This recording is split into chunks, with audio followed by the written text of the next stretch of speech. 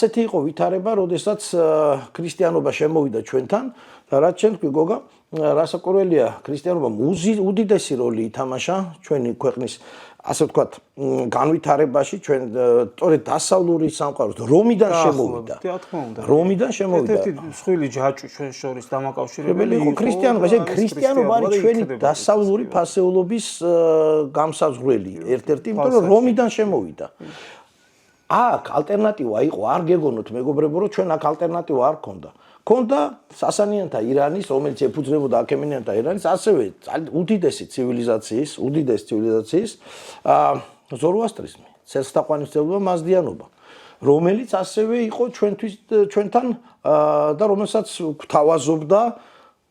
ირანული სამყარო, აღმოსავლური სამყარო და რომელსაც აქ საკმაოდ კარგი დასაყრდენიც ჰქონდა. ჩვენ არჩევანის წინაშე ვიყავით. ერთი მხრივ აჰურამაზდას კულტი, თუ მეორე მხრივ ქრისტეს ცნებები. და ჩვენ ავირჩიეთ ქრისტიანობა, თორე იყო აქ არჩევანის თავისუფლება, რასაკვირველი თავისუფლება კი არჩევანის ნება და ჩვენ ავიღეთ დასავლური სამყარო ცალსახად. კი. და აი ამას ფაქტობრივად ვეწირებოდით გოგა, ახლა ამის შემდეგ წარმოიდგინე სანამ კონდა სამეფო და ესე იგი სანამ ერთიანი საქართველოს შეიქმნებოდა, მე საქართველოს პერიოდში სულ ერთი მხარეს, ესე იგი მონარქია, ცდილობ გავაძლიეროთ მონარქია, ჯერ ერთი შევქმნათ ერთიანი საქართველო და შემდგომ იყოს, როგორც ისტორიკოსები ვამბობთ ხოლმე, სამართლიანი მონარქია. ეხლა იმ დროს თავისუფალი საზოგადოება ასე შემდეგ ეს უკვე რა თქმა უნდა ჯერ ნაადრევი პროცესებია, მაგრამ რა პერიოდშიდაც ცდილობდა, რა პერიოდშიდაც ვიყავით ძლიერები და ჩვენი ქვეყანა და მორგებულები იმ დროიდან ასე ვთქვათ საზოგადოება ცდილობდა ჩვენი მონარქების აბსოლუტურ უმეტესობა რომ ყოფილიყო მონარქია სამართლიანი, ესე იგი ყოფილიყო დაცული იმ სოციალური ფენების ასე ვთქვათ მათდამი დამოკიდებულება ყოფილიყო სამართლიანი და ესე დავითის პერიოდი, თამარის პერიოდი ამით გამოირჩეოდა და შესაბამისად ჩვენ ოსტატურად ვიყენებდით ასევე ჩვენს მდებარეობას აბრეშუმის გზაზე და ბუნებრივია ამას ძალიან დიდი როლი ჰქონდა. და რაც შეეხება ახლა ეკლესიას გოგა, ამ შემთხვევაში ეკლესიას დიდი როლი ჰქონდა იმ პერიოდში, ხო? იმიტომ რომ ტანდემი იყო, მონარქია და ქრისტიანული ეკლესია ერთად ან აძლიერებდნენ სახელმწიფოს სამეფოს, ესე ვთქვათ, სახელმწიფო მაინც ახალი მცნება, ისევე როგორც ერი, ეს იყო მონარქია, რომელიც დაქვემდებარებაშიც იყო ამ ტერიტორიაზე მცხოვრები ადამიანები თავისი იერარქიით, როგორც წეგან აღნიშნეთ და ამ მართვაში მონაწილეობდა ერთის მხრივ მონარქი, მეორეს მხრივ საეკლესიო იერარქია კათოლიკოსის ხელმძღვანელობით და აი ეს თვალსაჩინო მაგალითი იყო თუ როგორ ცხოვრობს წინარე ესე იგი პოსტ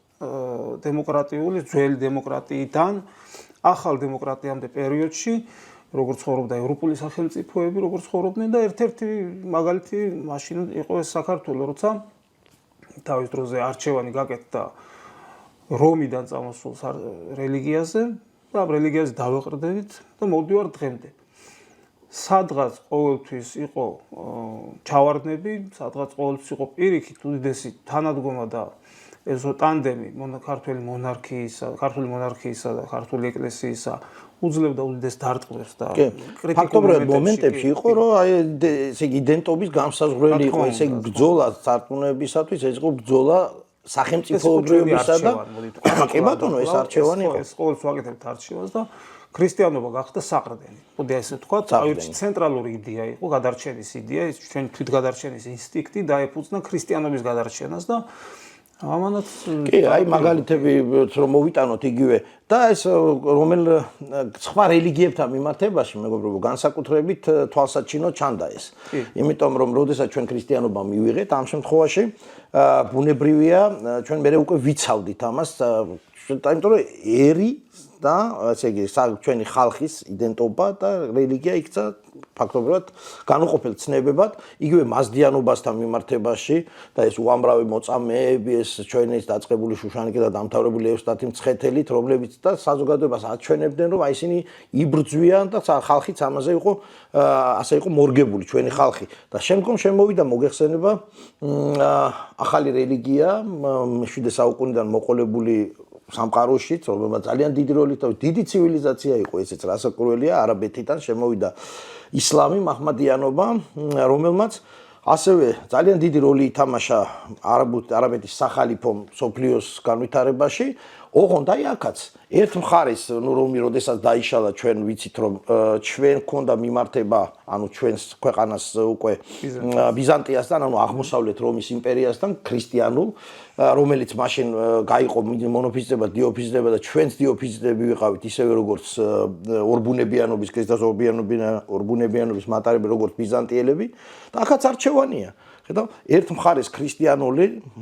დიოფიზიტური ბიზანტია, მეორე მხარეს მაჰმადიანური არაბეთი, მაგრამ ჩვენ ისევ დავრჩით დასავლური ცივილიზაციის კვლავ განვაგრძეთ აი ამის არჩევანი, მივანიჭეთ უპირატესობა და განვაგრძეთ ბრძოლა ისევ დასავლური ფასეულობების დასაცავად. აღმოსავლეთ ევროპული ამ შემთხვევაში უფრო აღმოსავლეთი, მაგრამ ევროპული დასავლური ცივილიზაციის დასაცავად და რომელი ერთი ჩამოთვალოთ, ამას ეწირებოდნენ დაწყებული აბოთმილენიდან და კონსტანტი კახიდან და დამთავრებული დავითი და კონსტანტინეთი და სხვებით, რომლებიც აი ამ იდეას გარშემო ტრიალებდით მაშინ და ყველაზე კარგად ეს ნათლად ჩამოაყალიბა ეს იდეა თუ როგორ და დაგვეცვა ჩვენი ქრისტიანული ფასეულობები ჩვენმა დიდმა მწერლებმა, როგორებიც იყვნენ გიორგი მერჩულე და როგორიც იყვნენ იოანე საბანის ძე და როგორ უნდა ყოფილიყო დაუშვათ იმდროინდელი მოღვაწეები, ეს ნათლად ჩანს იგივე აშოტ ყურაპალატის თუ გრიგოლ ხანძთელი და სხვები და როგორ ეღვაწათ ქვეყნის საკეთილდღეოდ ერს და ბერს. ოღონდ აქ კიდევ ერთხელ აუცილებლად აღსანიშნავია, რომ სოციალური კუთხით ეს იყო სოციუმი, სადაც იყო ბატონყმობა, უკვე ჩამოყალიბდა მე-6 საუკუნეების შემდეგ პრაქტიკულად თავისუფალი ფენა და თავისუფალი მეთემები აღარ არის, გაქრა. არის ერთი მხრივ საზოგადოების დიდი საკმაოდ პროცენტულად დიდი ნაწილი, რომელიც არის ყმაგლეხი, რომელსაც პრაქტიკულად რომელიც სოციალურ ცხოვრებაში, ასე იგი საზოგადოების ცხოვრებაში ის ნაკლებად არის ჩართული და ქვეყანას განაგებს ზედაფენები, რომელშიც მოვიაზრებთ, რა თქმა უნდა, სამეფო დინასტია, რომელიც